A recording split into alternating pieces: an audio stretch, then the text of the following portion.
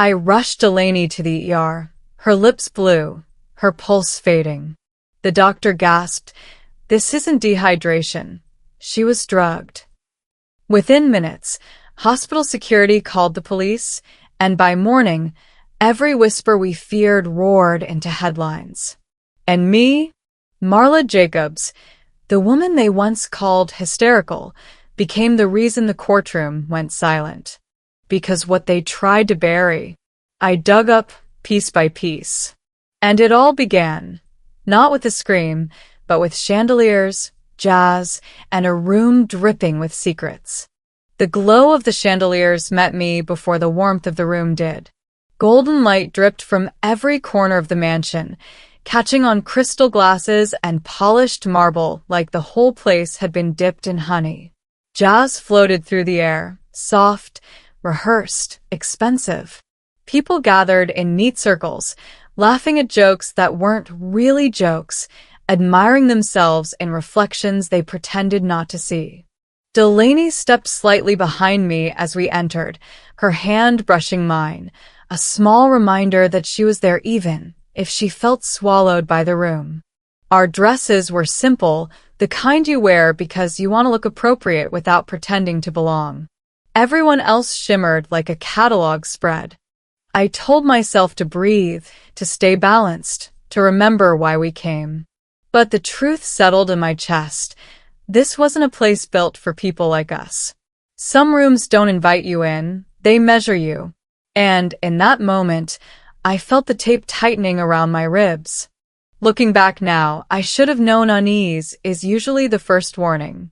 That's where it all started. Maëlys was the first to spot us. Her smile sharpened the closer she came, the kind of smile that cut just enough to make you question if you imagined the sting. I remembered when we used to braid each other's hair and whisper secrets on summer porches. Tonight, she looked at me like I was a smudge on her glass table. "Marla," she greeted, slow and smooth. "Still teaching? That must be humbling." The people around her chuckled, quick, eager, rehearsed. Delaney stiffened beside me, her fingers curling in the fabric of her dress. I straightened my shoulders the way experience had taught me. "Teaching keeps you honest," I said. "Not everyone gets that privilege." Her brows lifted for a split second, the only sign I'd struck a nerve. She recovered quickly. People like her always do. At the bar, someone forgot to hand me a drink, sliding one past me as if I were a shadow. Maëlys shrugged, tapping her diamond bracelet. "Sorry, didn't realize you were still here." Delaney opened her mouth to push back, but Maëlys cut her off with a soft pat on her shoulder. "You'll understand when you grow up, honey." That word, honey, landed heavy. Sweet on the outside, poisonous inside. I'd heard it too many times in places just like this. Some mistreatment doesn't shout. It makes itself comfortable. Near the center of the room, I caught Clyde laughing with Maëlys's husband, his hand resting a little too easily on the back of an expensive leather chair. His charm filled the space, but his eyes flicked toward the kitchen every few seconds like he was checking on a secret. When he thought no one noticed, he slipped a small bottle into his jacket. Delaney's eyes found him, and her face softened.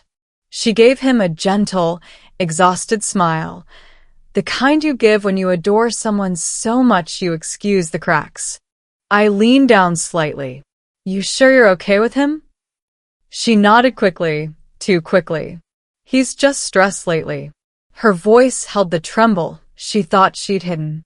For a moment, I saw her as she was years ago, knees scraped, hair tangled in the wind, trusting everyone because she believed the world was fair. Back then, I promised myself I'd protect her, even from the things she didn't see coming, especially from those.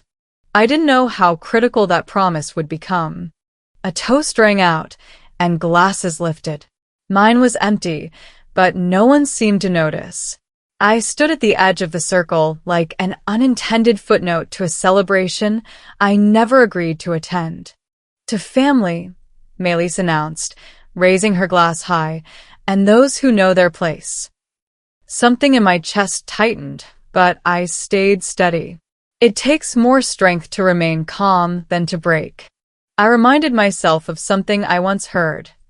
Dignity isn't loud. It just refuses to bow. Across the room, Clyde handed Delaney a drink, something colorful, harmless-looking. She took a sip, hesitated, then smiled weakly. Minutes later, her shoulders slumped, her steps slowed. Her eyes fought to stay focused. My heartbeat quickened, though my face stayed still. People like to think strength is shouting. Sometimes it's watching everything while pretending to watch nothing. Clyde wrapped an arm around her and whispered something in her ear before guiding her toward the stairs. I followed from a distance, careful, quiet, enough to be dismissed, but not enough to be blind. It wasn't the humiliation that hit me hardest that night. It was how easily everyone accepted it. By midnight, the crowd thinned, laughter drifting like smoke. I searched for Delaney, weaving through hallways lined with portraits of people who'd never had to fight for a place in their own lives. That was when I saw her, curled up near the doorway of the guest hall, trembling slightly, eyes glassy and distant. She looked up at me, confused, frightened. "I don't remember how I got here," she whispered. My breath stilled. The truth didn't speak, it slammed. Moments like that change everything. You don't see it right away, but the ground shifts beneath you just enough to promise the coming earthquake. And for those listening tonight, have you ever stood in a crowded room, surrounded by noise, and felt like you'd slipped out of your own life? What did that moment teach you about silence and about yourself? I carried the emptiness of the last toast in my chest as the last guests drifted away, each goodbye a soft derailment of laughter and polite goodbyes. Delaney was gone, and no one seemed to notice. Not really. Not yet. I checked the hallway first, carpet soft under my shoes, walls humming with silence. The music from downstairs was a distant memory. My pulse sped when I saw the light under the guest room door, shaky, pale. I whispered her name. No answer. I reached out. Her skin was cold, her head lolling sideways as if the air had betrayed her. 1 heartbeat. 2. Then the ragged rasp of a breath. Fear sharpened every sense. Glasses clinked in the distance, like laughter from another world. I shook her again. Delaney. More nothing. That's when I recognized the smell, sweet, smooth, dangerously wrong. Not alcohol. Something stronger. Something meant to erase. I wrapped her in my coat despite the stares. People had already begun drifting out. Glances of confusion veiled as concern turned to avoidance. I grabbed her, voice raised. She's dying. Somebody call 911. A face I thought I knew stepped back. Another averted eyes. Finally, Maylise appeared, voice soft and falsely tender. Maybe she's just tired, just overwhelmed. I hated the calm that masked her cruelty. Then you call, or I will. The choice flickered in her eyes. Before she could speak, I had Delaney in my arms, heading for the car. Cold wind slapped the driveway. The engine roared in protest, or maybe in warning. Delaney's hand drooped from mine, limp and trusting. Stay with me, I murmured, not comfort but promise. I'm not letting you disappear tonight. The road rushed past as I pressed the gas. Headlights cut through darkness, like justice slipping through confusion. Delaney's breathing was shallow, shallow enough to crack glass. My mind drifted to a dusty family road trip when she slept on my lap, sunburnt and smiling. I remembered protecting her from nothing. Now I had to protect her from everything. At the ER, fluorescent lights stung. The air tasted like antiseptic and fear. Nurses moved with calm hands and heavy hearts. I stood outside the curtain, watching the door swing shut. Something about the way the doctor hesitated, the way she dropped her gaze, told me the world inside had changed. When she stepped out, fatigue etched on her face. I caught the weight of her decision before the words came. She was given a strong sedative. Prescription grade. Silence. The kind that squeezes lungs. She never takes anything, I said. Soft, firm. Truth doesn't need volume. She nodded, voice small. I had to call 911. This matches other cases. Meaning, this was no accident. This was a voice stolen, a memory forced to sleep. My hands clenched the hospital clipboard. My knees threatened surrender. But my mind sharpened, calm and cold. I remembered being the quiet one in the family before, always smoothing edges, hiding truths. I thought silence protected us. I was wrong. Silence protected the guilty. Delaney stirred, eyes fluttered, and then, Clyde vitamins, I felt so sleepy. Tears soaked the bed sheets. I sat beside her, hand over hers, warmth against fragility. Kom met terwa. Fear met resolve. I reached into my purse, opening the contacts I'd saved just in case nightmares came true. I tapped. Detective Wexler. Nog eens het tasje. No doubt. It happened again. This time it's my sister. His response crackled through the phone speaker. Bring me everything. And Marla, don't trust anyone. I closed my eyes. The lights hummed overhead. I exhaled a breath I'd held all night. Because love isn't quiet anymore. Love means standing up. I stared at Delaney's chest rising and falling under the harsh hospital lights. Her breathing sounded distant, like a quiet storm trapped behind glass. I scrolled through my phone, missed calls, unanswered texts. Family. None. Not a single ring or voice asking if she was okay. The buzzing machines and antiseptic smell felt sharper than knives. Outside the window, clouds draped over the parking lot, strangers disappearing into cars under pale street lamps.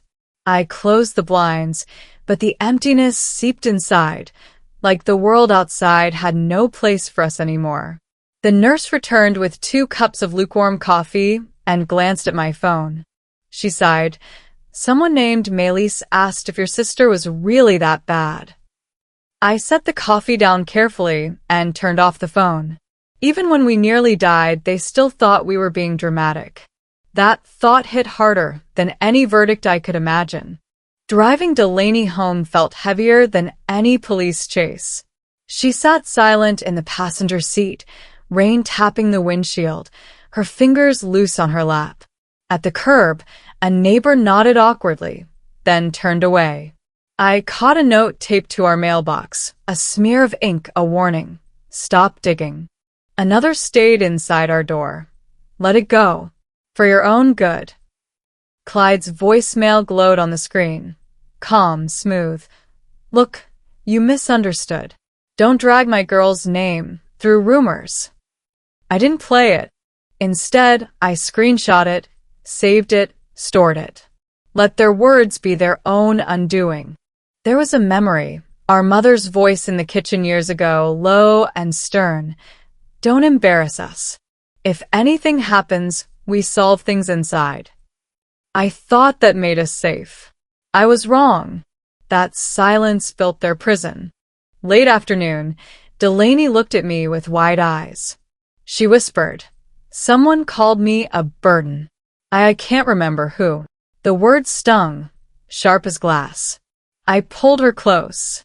We sat on the couch, windows open to catch fresh air, but the house felt colder than any ER room.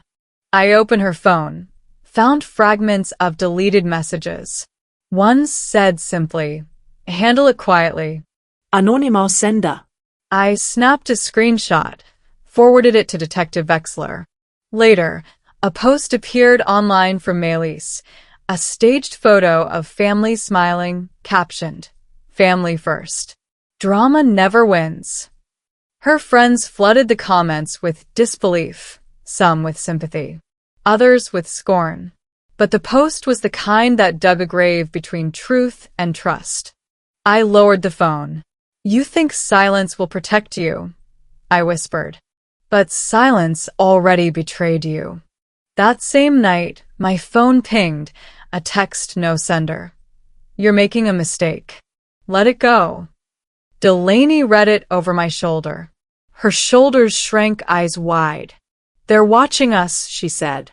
"I can't go through that again." I took her hand, held it firm and warm. "If we let fear lead," I told her softly, "we walk back into the dark we just escaped." I paused. Let the quiet settle between us. Then I said, "Being kind doesn't mean staying quiet. It means protecting what's right." Silence wrapped around our home like a cocoon. But I wasn't letting it trap us again.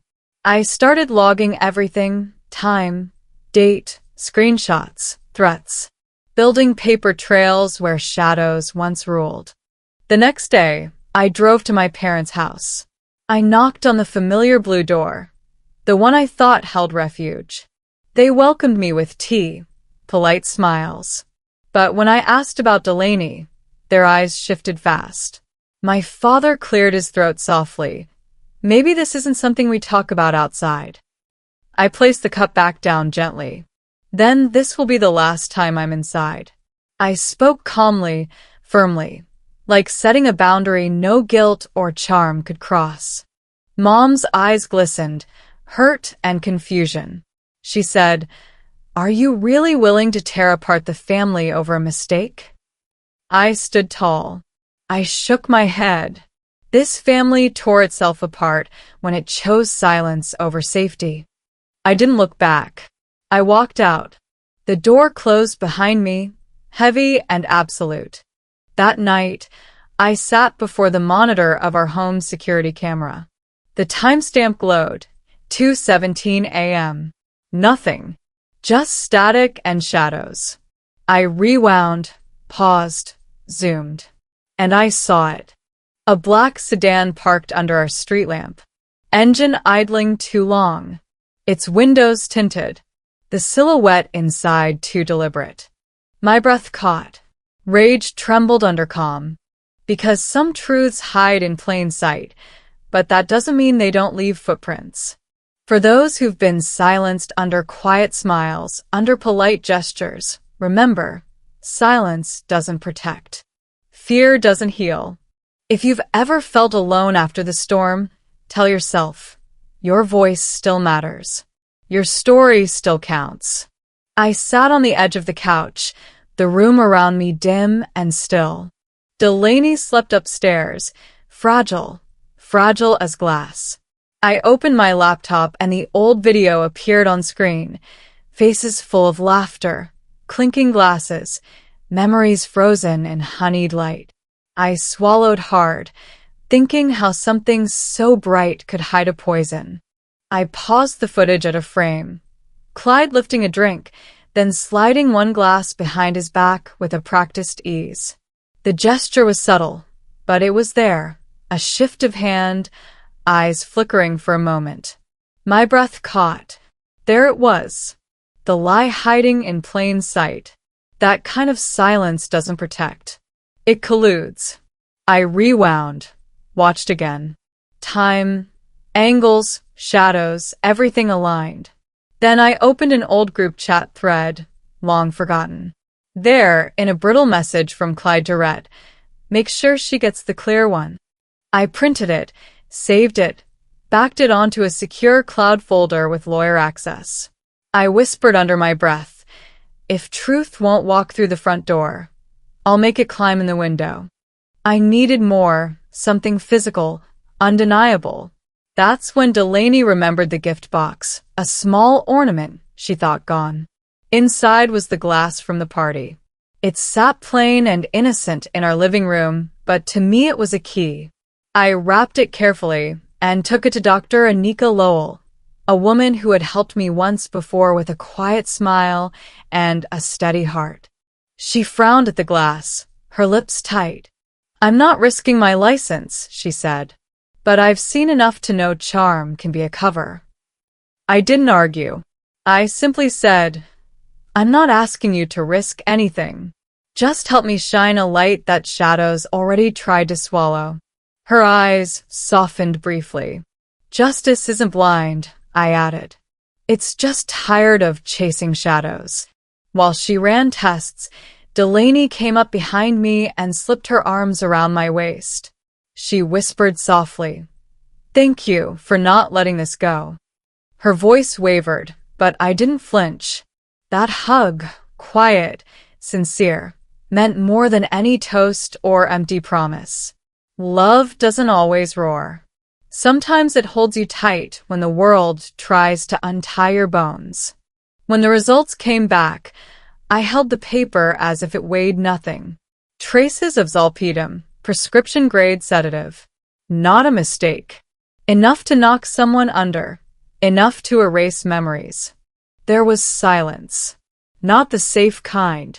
The harmful kind. The kind built by dollars and smiles.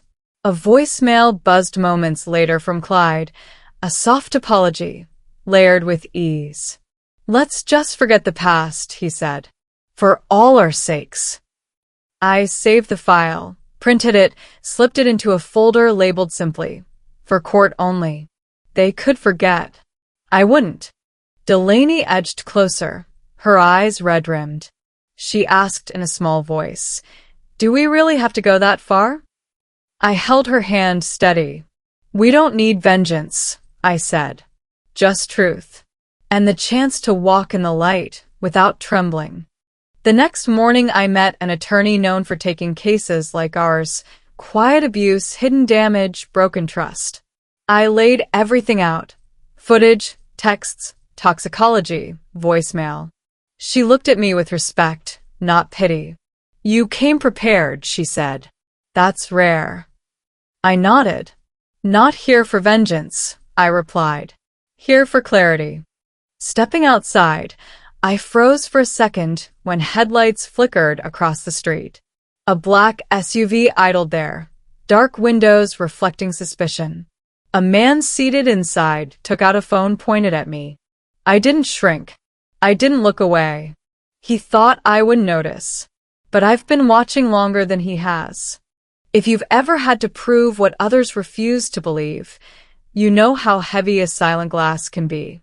The envelope sat on the kitchen table for 2 days, plain, unmarked, heavy with unspoken intentions.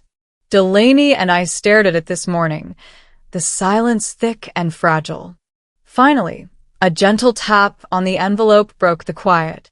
Inside was the offer: medical bills, tuition, a clean slate, in exchange for our silence. I looked at Delaney. Her eyes flickered with fear and confusion. I folded the paper slowly, sliding it into a drawer. "Real kindness doesn't come with tiny print," I said softly. She closed her eyes, her throat tight, as though swallowing an unpleasant truth. We drove to the manor that morning. The neighborhood felt unfamiliar. Quiet streets, wagging tails, children biking in circles, unaware of the undercurrents about to swirl. I warned Delaney in the car, "Stay close. Don't take a sip unless I hand it to you." She nodded, trembling but nodded. Inside the estate, soft piano notes floated through a chandelier-lit room. White tablecloths, pastel florals, polite laughter, a scene built for comfort. Melis greeted us, her smile glossy with practiced warmth. "You're so brave to come," she said, eyes kind but sharp. "Especially after everything." Delaney sat stiff-shouldered at the table, fingers clasping a glass of water. Clyde drifted between guests, arm around old family friends, laughter easy, the way predators walk during daylight.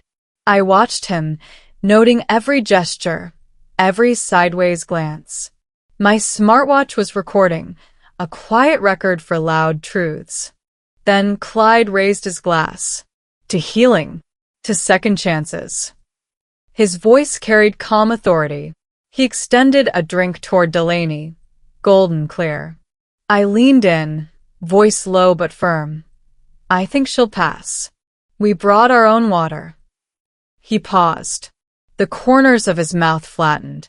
Still suspicious, Marla, he said. Let's not dwell on shadows. A quiet voice broke through the shifting tension. Cousin Lynn, eyes cast down. He passed me a slip of folded napkin. He did the same thing to my sister years ago, he whispered. We never spoke up. My pulse pounded. Truth surfaced slowly, like someone lifting a veil. I tucked the note into my pocket, a small flame flickering where fear had tried to settle. The brunch unfolded like a play, mask after mask. I tried to speak calmly. If healing means pretending everything's fine, then what about those who are broken inside? Melis interrupted with a smooth laugh. Drama doesn't fix broken memories, darling. Some guests nodded politely, complicit in their silence. Delaney's fork hit the plate sharply, a misstep in the tomorrow they tried to script. Her face tightened. The room's light dimmed for her alone. I reached for her hand. They want you to feel like you're the problem. You're not the problem. You're the proof. Clyde cleared his throat, voice soft, teary. Family bonds, he murmured, are built on trust. His eyes flicked to mine, challenge laced with charm. The atmosphere tipped. That was our cue. I stood, tugged Delaney gently. We're leaving. No fuss. No spectacle. Just a mirrored exit. Clyde froze, mid-speech, mid-smile.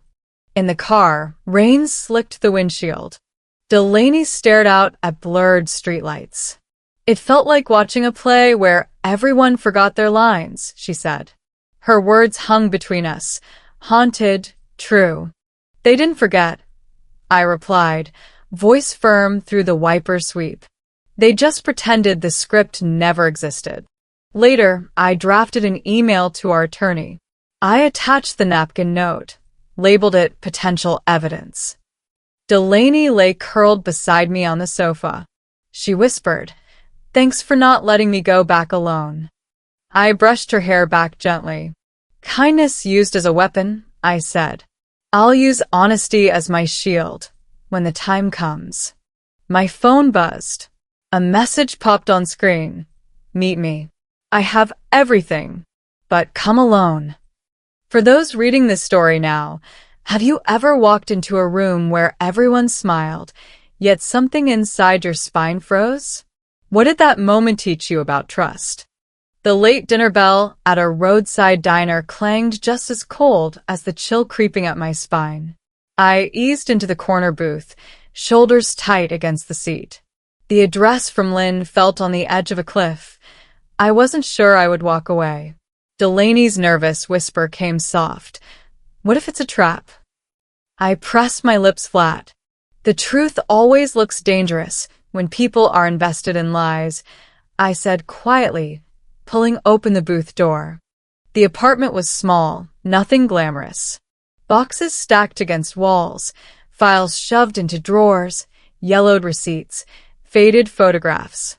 It felt like secrets lived here for years, gathering dust. Lynn stood near a desk under a single bare bulb. Her eyes were tired, but her voice was steady. "They ruined my sister's life," she said. "But this time someone has to make it stick." My breath came slow. I watched her spread documents across that old desk. Video files, audio recordings, medical diagnoses from 2015 after a similar accident. A shaky image of Clyde raising a glass. Another, a drink slipping from his hand behind his back. The details were raw, too blunt to deny. Hands trembling quietly, I picked up a USB drive marked evidence. The weight of it felt like a small hammer striking a long-healed scar. I thought of Delaney, innocent, trusting, and almost destroyed. I whispered under my breath, Not anymore. Back home, I replayed the footage and the timeline. The pattern was ugly, deliberate, repeated. As I closed my laptop, a soft tune filtered through the empty house, a melody Delaney hummed that night before the blackout. Suddenly, she froze in the doorway, eyes wide, voice small. That song, he said, it made me calm. Then everything went dark. I didn't force more. I held her. Warmth gathered in silence, letting memory come when she was ready.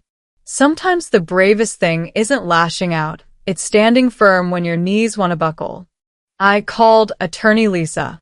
I laid out every bit of proof. Videos, medical records, witness accounts.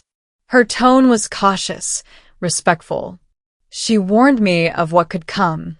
A smear campaign, emotional attacks, legal delays. I nodded. I'm not asking for easy, I told her. I'm asking for clarity. She said there might finally be enough to shift the burden of proof, but added quietly, be ready. They may strike back. I pocketed my phone and tuned into the night's silence. That's when the envelope slid under my front door. No return address. A photo of me entering Lynn's building printed on cheap paper. A pale warning written in shaky letters. Some histories are better left buried. Don't dig too deep. The stove glowed in the kitchen. I ripped the note up and dropped the pieces into the flame. The paper curled and blackened. The ashes whispered away, but the message didn't disappear. I spoke out loud then, no audience but empty rooms. You don't scare me anymore. My phone buzzed a second later. Message from Lynn. We were followed. I sat down, fists wrapped around the edge of the table. Heart thudded. Mind sharpened. The world felt quieter, but not safe. Shadows moved differently now.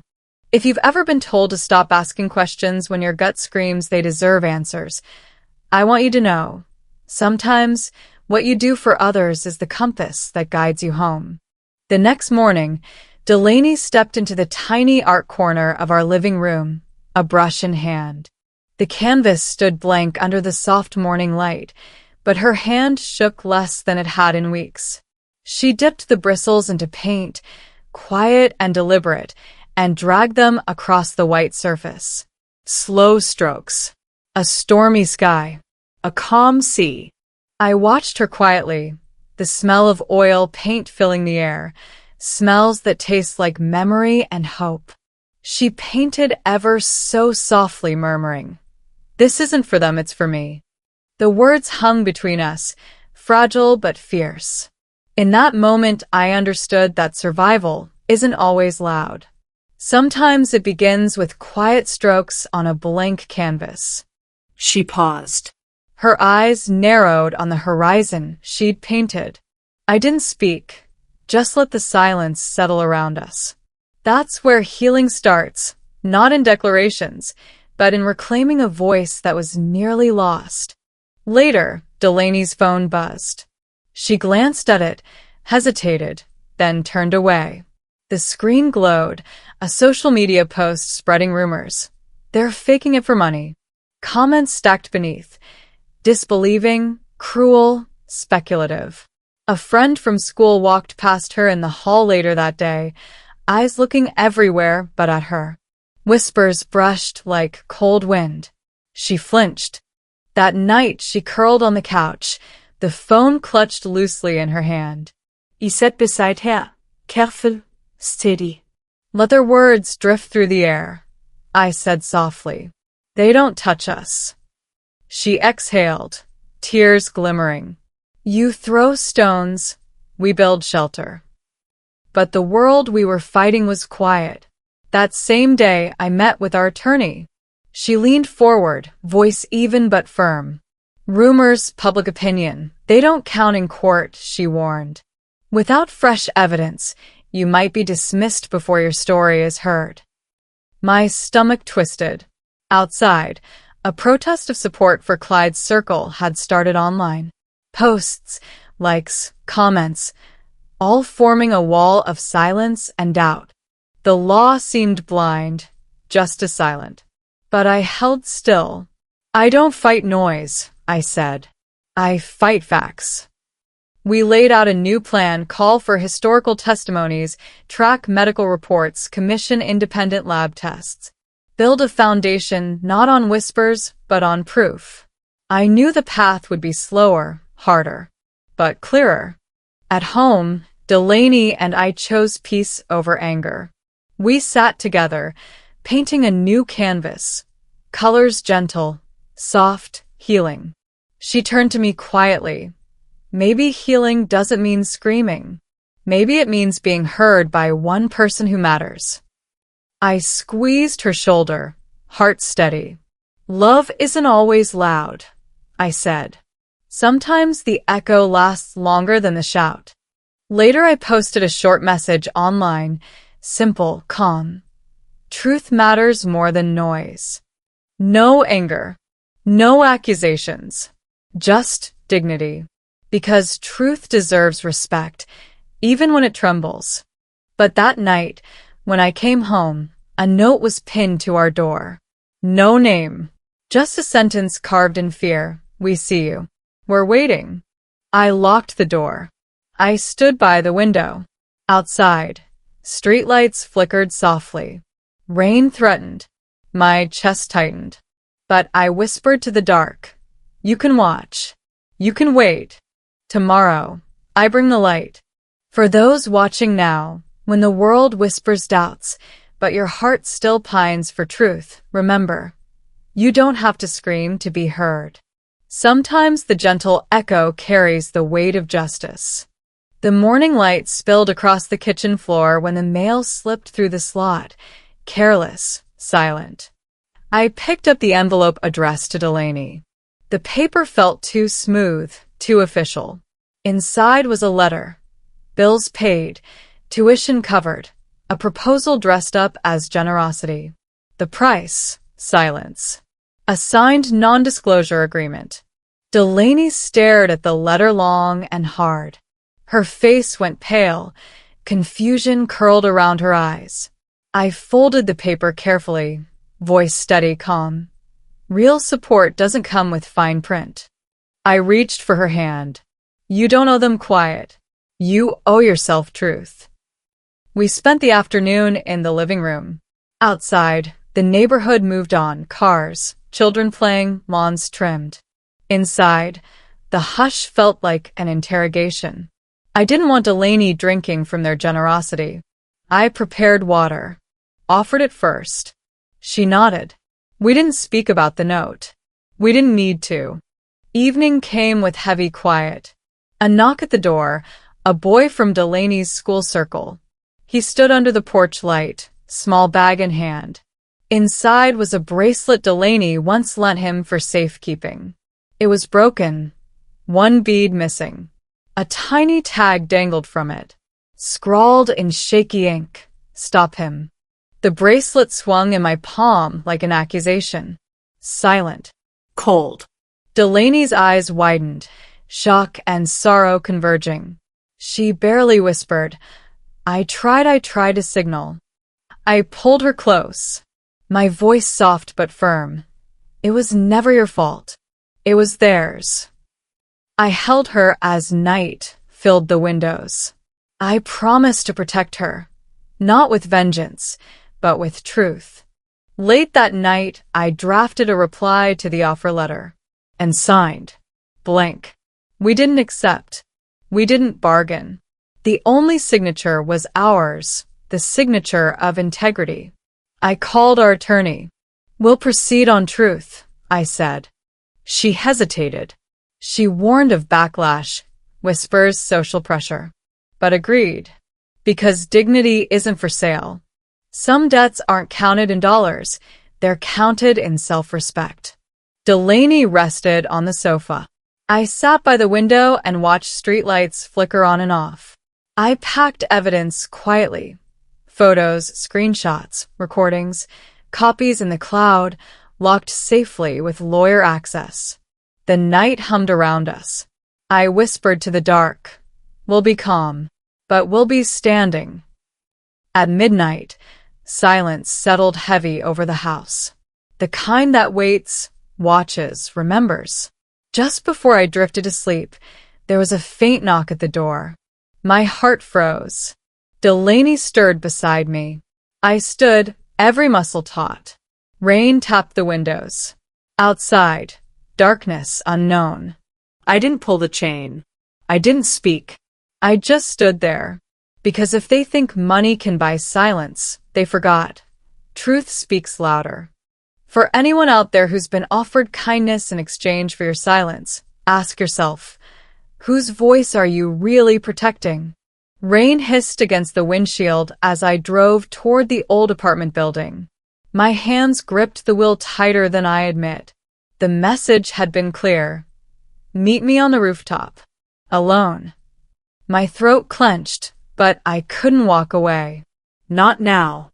The night air felt cold, cutting through the car windows as I stepped out.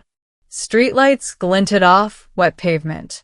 I pulled my jacket close, each breath visible in the dark. I remembered Delaney's face, trusting, scared, innocent. Nothing was more precious than her safety. When I reached the rooftop door, it creaked under my hand. I pressed forward, heart pounding, every nerve alert. The city stretched under me, distant lights, empty streets, but the silence felt heavy, waiting. Then a shadow detached from the darkness. Him. Clyde. His smile was slow, calm, like he owned the night. He said softly, "You're digging too deep. Too much for your own good." Beneath those words lay an unspoken promise. I kept my voice level. I'm not afraid of silence. I'm afraid of lies. He stepped closer, light rain misting around us, footsteps echoing. He smiled wider. Then prove it. He reached pocket, a move meant to scare. But my smartwatch winked to life, read. Recording. His expression faltered. For a second I saw something real, not charm, but panic. That was the crack. I held my ground. You threatened my sister. I threatened truth. My voice didn't waver. He moved fast. I turned faster. My heels skidded on wet concrete. Fear smashed into adrenaline. I raced for the stairwell, rain slashing the rooftop behind me.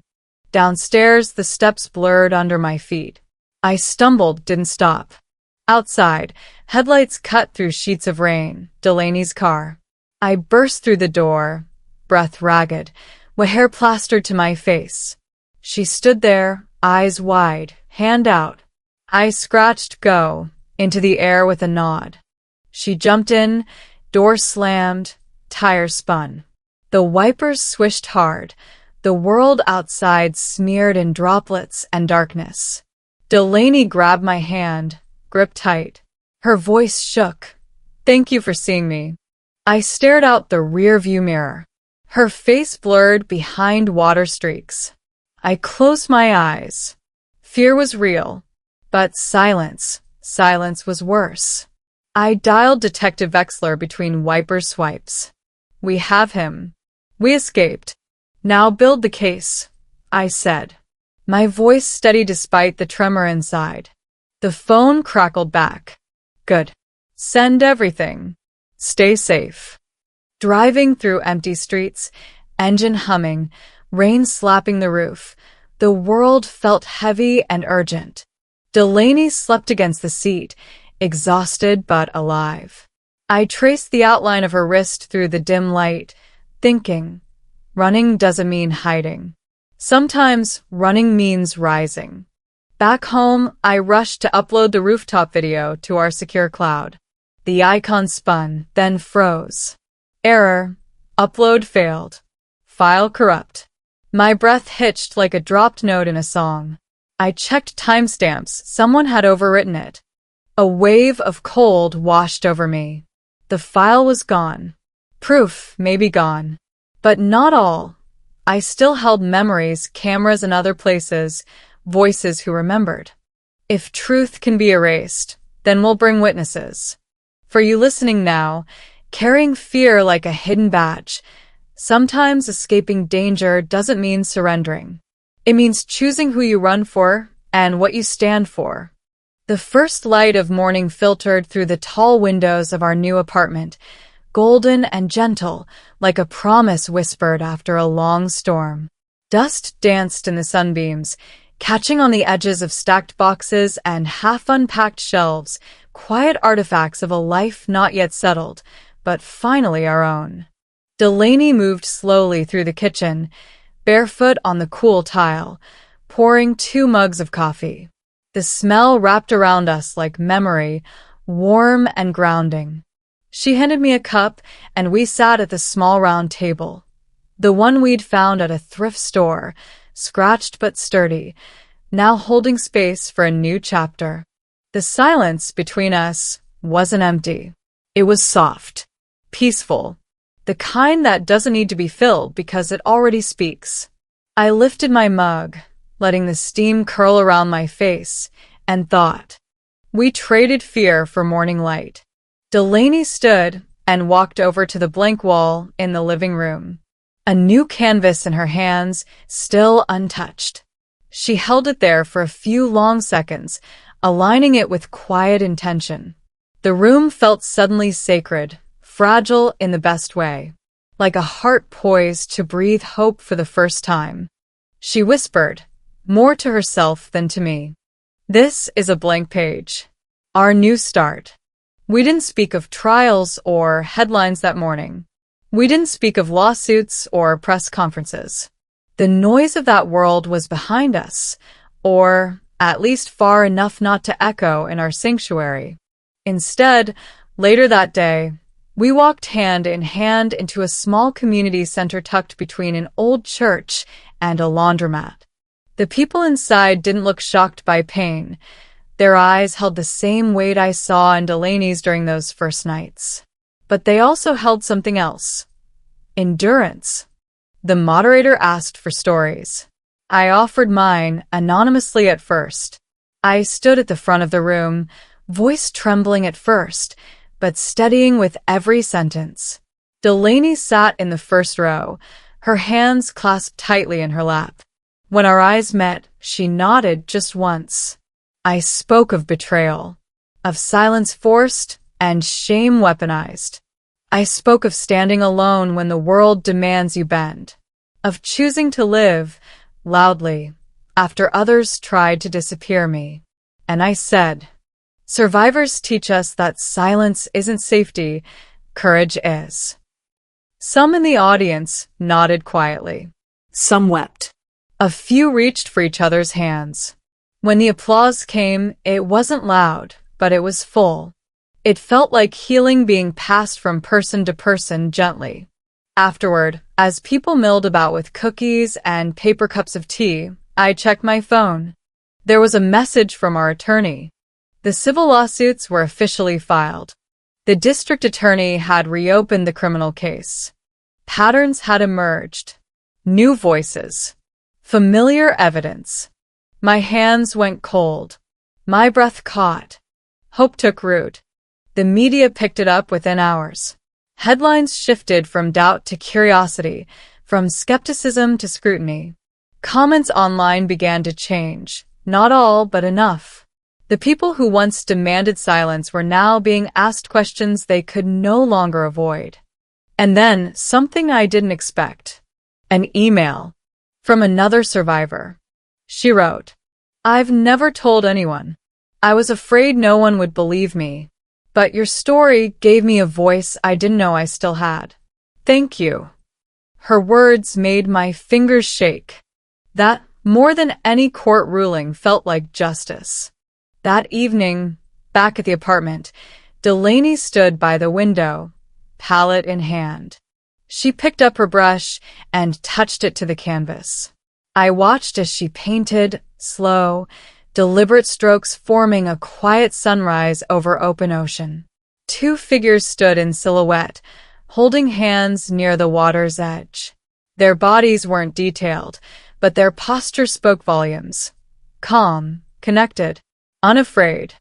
When she finished, she placed the painting beside the window. The golden hour light poured across it, lighting the sea she'd just created. The soft glow touched her face, and when she looked at me, she smiled. And it wasn't the rehearsed smile I'd grown used to seeing during the worst of the fight. It was real. Honest. Free. We stepped out onto the small balcony as evening fell. The city lights twinkled below, blurred slightly by the soft mist rolling in from the coast. Delaney leaned her head gently against my shoulder. We didn't speak. We didn't need to. I stood there and realized something that surprised me. I didn't win by breaking them. I won by building us. And if you're hearing this now, if you've ever felt invisible in a room full of people, if you've ever had your truth dismissed, your pain made invisible, remember this. You deserve the light that finds you, not the shadows that try to hide you. Healing and justice don't have to stand apart. They can walk together. What we survive doesn't just shape us. It reveals us. Marla didn't fight to destroy. She fought to protect, to heal, to begin again. And maybe, just maybe, that's the real victory.